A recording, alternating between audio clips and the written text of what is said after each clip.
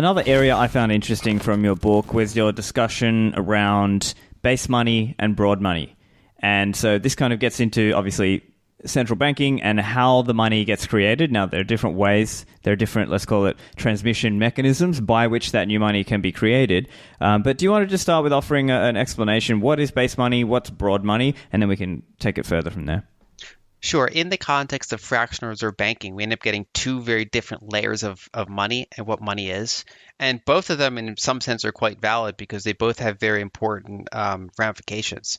So the base money in, say, the free banking era would be gold, essentially. And then broad money is basically the full amount of bank deposits and banknotes and gold itself. So it's basically base money plus the things that people have claims for base money. And of course, in a fractional reserve banking environment, that disconnect can grow quite large.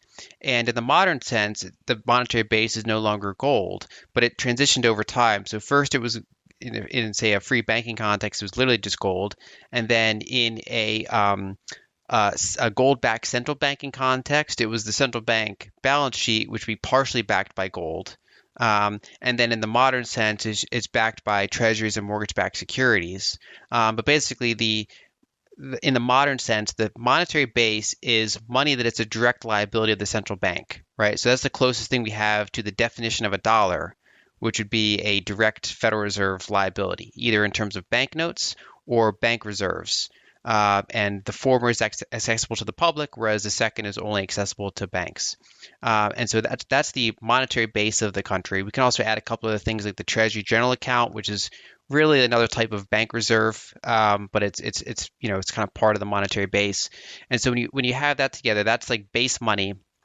And then banks, because they fractionally lend it and they create new deposits and they're able to change how much leverage they have relative to their liquid assets, far more of us have claims for dollars than there are actual base dollars. And then at a higher level than that, there's the Eurodollar banking system. So there's kind of foreign banks that are loosely connected to domestic banks, and they're fractionally reserve a layer that is already fractionally reserved.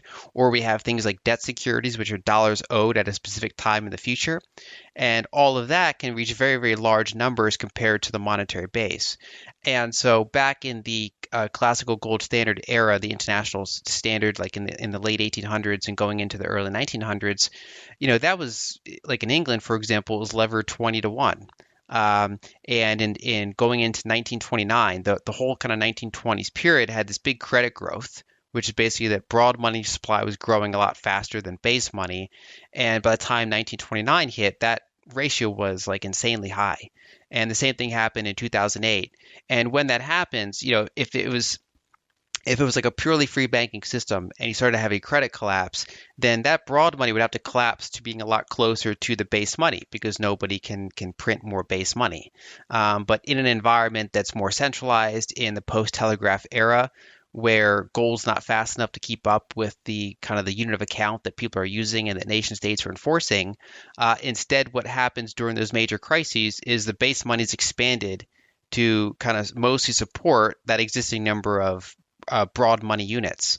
And so all those years and decades of fractional reserve banking get made money good by an expansion of the base money, which occurs depending on the time period due to the breaking of a gold peg, changing of a gold peg, disregarding of a gold peg, or if it's already a fiat currency system, just printing a lot more base money.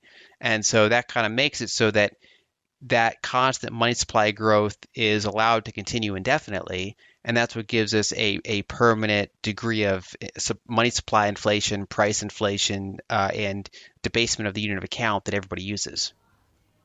Yeah, and so in a modern context, especially in the US financial system context, as we've seen, listeners are familiar over the last, 15, 20 years, we've had, this series of, events happen, like the global financial crisis in 2008, and then the Federal Reserve and the US government come out with new programs. And in your book, you also talk about how they are, in some sense, manipulating those ratios because maybe they want to manipulate the liquidity in the system, or maybe, as you were saying, we have the base money, right? Like that can be physical cash or bank reserves, or the broad money, which is obviously, once that's been pyramided up and, new fiat currency has been created, And could you explain a little bit about how some of these programs can help them manipulate that, whether it's QE or QT, as an example?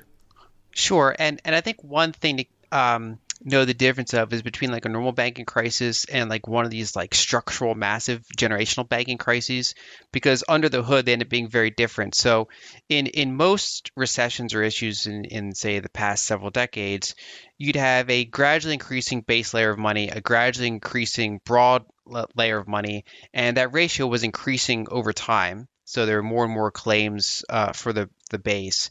And you have occasional issues, but it wouldn't really change the nature of the system too much. And partly because you had steadily declining interest rates, higher levels of debt could keep being supported by the fact that their cost to maintain that debt was going down due to lower interest rates. But both in 1929 and then again in 2008, when you have the combination of that you've built up so much claims relative to the base and you run into zero interest rates, you kind of run out of room to keep kicking the can down the road, at least with those methods. And so that's when you see a sudden jump in the amount of base money in the system. Basically, that's where they kind of just default on what the unit that they're using is, and they create more of those units just to support that whole system. So one of the things that people thought at the time was that rapid QE would be inflationary or even hyperinflationary. And they say, well, if that wasn't inflationary, maybe money printing is not inflationary. And I think what people miss is that it was inflationary, but the default backdrop is not zero inflation. It's massive deflation. So basically, if there was not QE in 2008, you would have that broad money stack start to collapse down towards the base layer. But by creating all this new base money and providing liquidity to any banks they needed it, they stopped that money supply growth from collapsing, which is a type of inflation, but it's against deflation. So instead Gotcha. of rewarding people that were holding dollars or gold or things like that, it basically rewarded people that were still taking on risk in that regard. Yeah, And and that's so, why you use the term anti-deflationary in the book, yes. right? Yes, because we have to compare what the counterfactual would have been, and zero is not the counterfactual. And what you see with these kind of generational banking crises is that they tend to be 1-2 punches. So the first bubble is like the collapsing of a private debt bubble and an expansion of the monetary base that kind of offsets that collapsing bubble. And so you don't get rapid inflation. Instead, you get like a period of stagnation and just like a shift of where the leverage is. It goes from the private sector up to the public sector. And then it's that second crisis that's the more inflationary one. So back in the Great Depression, first you had the Great Depression itself, which was disinflationary. Then you got kind of a small burst of inflation when you had all the recapitalization and the peg break and stuff like that. But you didn't really have the major inflation until you had World War II, and that's when a lot of the debt got shifted up to the public level and then inflated away, and you had a massive increase in the amount of broad money in the system, not just base money. And we're kind of seeing a similar thing today, which is that during the whole 2010s decade after the 2008 crisis, you had economic stagnation. You didn't have a sharp jump in broad money supply. You just had a sharp jump in the base money supply to keep that broad money supply from collapsing.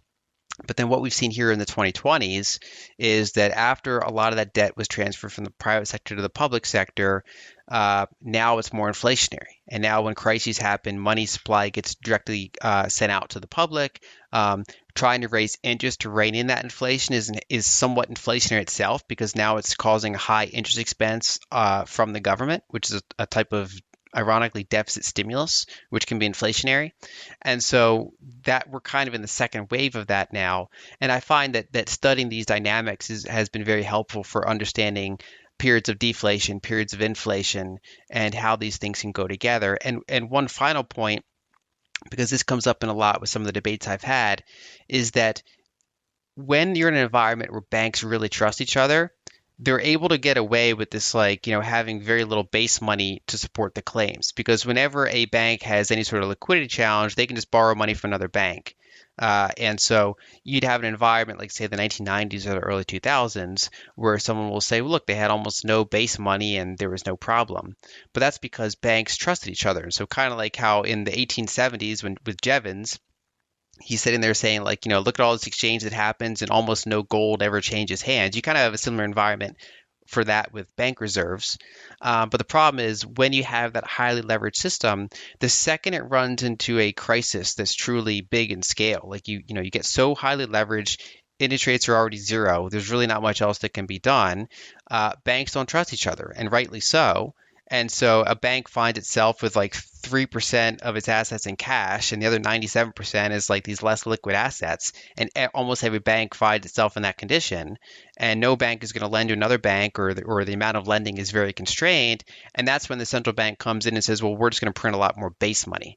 And we're going to reliquify the system ourselves so that banks become less reliant. But that's what, again, retroactively justifies all that fractional reserve banking and makes all those broad IOUs money good rather than letting them collapse down towards what the base money would be.